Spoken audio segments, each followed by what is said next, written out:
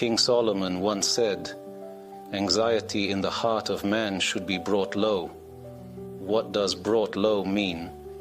It means to reduce it, to diminish its intensity. When you feel anxious, your imagination often inflates the problem far beyond reality. As a result, you feel much more distressed than the situation actually warrants. This is human nature. When you examine the root of your worry, you'll often find that the real issue is much smaller. However, imagination runs wild. If this happens, then that will follow, and then people will say this to me until the situation becomes overwhelming. Solomon advises, anxiety in the heart of man should be brought low. If you're anxious, shrink your worry, don't let it grow. But how can you do this? The Talmud suggests two methods. Reduce anxiety by distracting yourself and shifting your focus.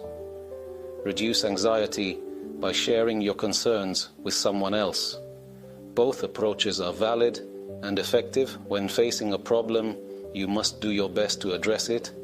However, once you've done everything you can, continuing to worry serves no purpose.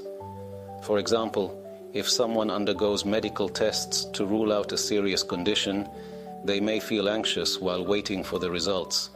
But during that time, excessive worry only harms them more.